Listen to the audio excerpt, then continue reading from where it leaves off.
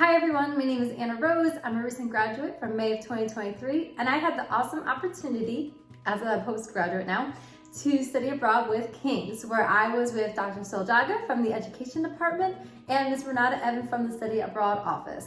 I took my first master's course in ESL studies with the group, and we got to spend half of our time in Brisbane, Australia, and the other half in Sydney. This hat I'm showing right now was from Brisbane, and I got it on the Aboriginal walking tour that we had. So my favorite part of the entire time in Brisbane was actually going to the schools. We went to Concordia Lutheran College, which in Australia, college is actually high school. So we were in a high school. And then we went to St. Paul's Primary School. So one thing I want to point out is that I am forever thankful that the hosts were very welcoming. They give us tea time, which that's a huge difference. I've never heard of tea time before, which is like a mid-morning, early-ish morning time to have tea and light snacks, which amazing. But I also want to point out how different the entire school was. It was set up, the classes, how they went down, and just how the students approach to learning and how accommodating the school really is for the students. As you can probably tell, I'm on a chair right now, and in the classrooms they have very special chairs for kids who couldn't sit still. Wish I had that, because I was a person that shakes my leg a little. I like to readjust constantly. They had a chair for those kind of students. They had headphones for students who had sensory issues. There were no bright lights in the classroom. So those were some things I automatically, within like the first few moments of walking into a classroom, I noticed.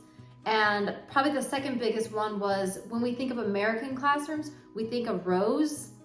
They didn't have that anywhere. I saw some horseshoe shapes. I saw some sections of like two desks at a time, maybe some quads.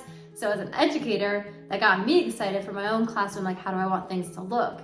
And just how the curriculum was set up for especially like the younger kids, super, super different, where we went into a kindergarten class, or as they call it, kindy there. And the classroom was set up in different stations around the room. There was a produce store section, a builder station, there was a farming growing section. They had so many things that these young students can do that give them like real life skills. I also noticed in a 6th grade classroom, I was with Abby and Francesca, I believe, and they had houses made of cardboard all around the room, and there was like a little road that they made on the floor, and each house had one piece of technology. When I say piece of technology, it wasn't actually that. They had like a cardboard fan with a circuit connected to it in the back, so it would automatically turn on through the circuit board. That's 6th grade and they're doing circuit boards. It was phenomenal to see. It's just the way that the schools present things to help the students and make them grow from a younger age all the way up until they finish school. It was really, it was my favorite part. Additionally, when we were also in Brisbane, we went to the Lone Pine Koala Sanctuary, which was my second favorite because I love koalas. I got to hold one. And we also got to see kangaroos, which I wasn't expecting that. That was very, very enjoyable to just see animals and that they're very well taken care of in a sanctuary. And then my other favorite part while in Brisbane was actually the Aboriginal people walking tour at the Aboriginal Culture Centre. It was in the Jellergle Park Trail, I believe. And it was a very simple trail that we got to see, but the stories that our guide was telling us made the whole place come alive, about how a deity was interpreted to become a dolphin and like take care of the fish from freshwater, saltwater, to avoid sharks, but also to help the people harvest and fish, or that a certain structure was created because a giant got punished. These stories that he was telling us were actually based on the Aboriginal people creation stories. And then he gave us ochre, which is broken down rock that when crushed becomes almost like a pasty paint. And he took 3 of his fingers and he would put lines on us, and each color represented something different for rituals and ceremonies in Aboriginal culture. So to me, Brisbane had a lot to show, and I didn't know anything going in besides the previous knowledge that I had to do beforehand because I joined so late in the game.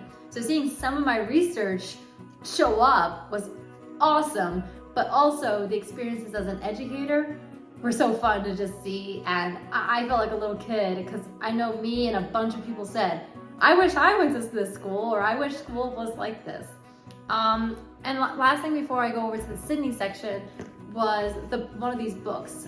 This came from St. Paul's Primary School, and it says, "Welcome to the Country." And what I thought was really interesting was in the curriculum in Australia, within like the last 5-10 years, they finally started acknowledging and integrating Aboriginal people, language, culture, artwork.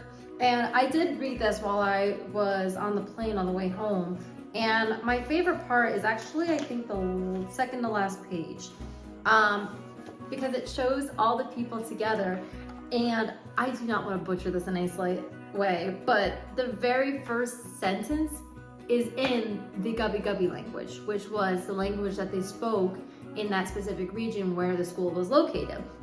I could read the translation, which was, "Welcome to the traditional lands of the Wurundjeri people. Welcome to the country."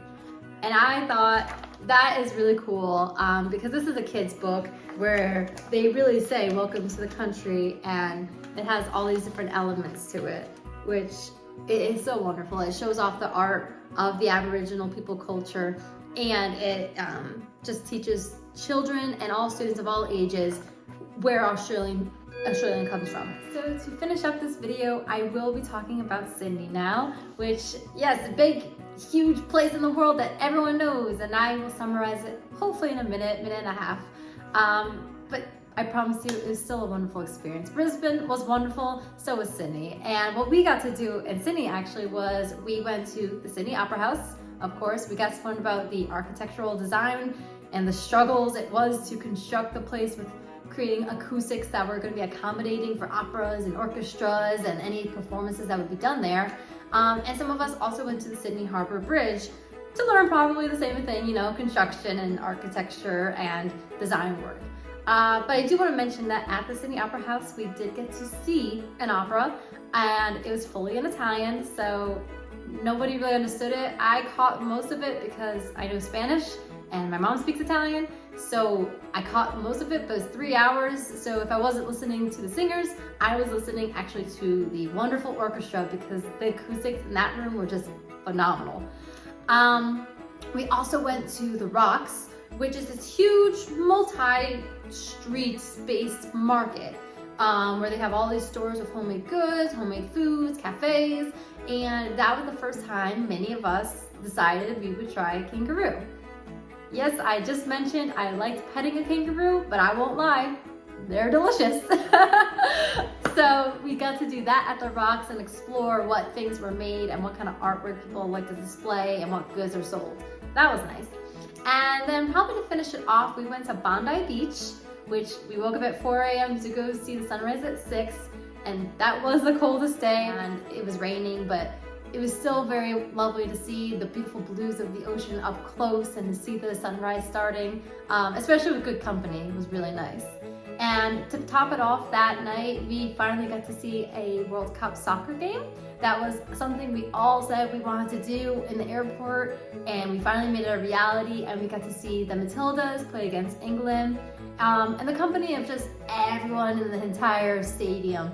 The energy was so infectious that I'm not a sports person, but I was cheering and having such a good time, and I think everyone else in the group would agree. The flight there and back really wasn't bad. I think getting there was harder because we couldn't adjust to the sleeping, but when we were going back, most of us were asleep, and I think most of us adjusted to coming back to the United States fairly easily. But to conclude this video for everyone, I highly recommend you go to Australia. I am very thankful to Kings for this opportunity, especially because I was a last second add-in to the group, and it's just wonderful. I encourage everyone to study abroad and to explore the world. This is my 4th continent in 15 months. Save your money and travel on. You only live once, right? Thank you.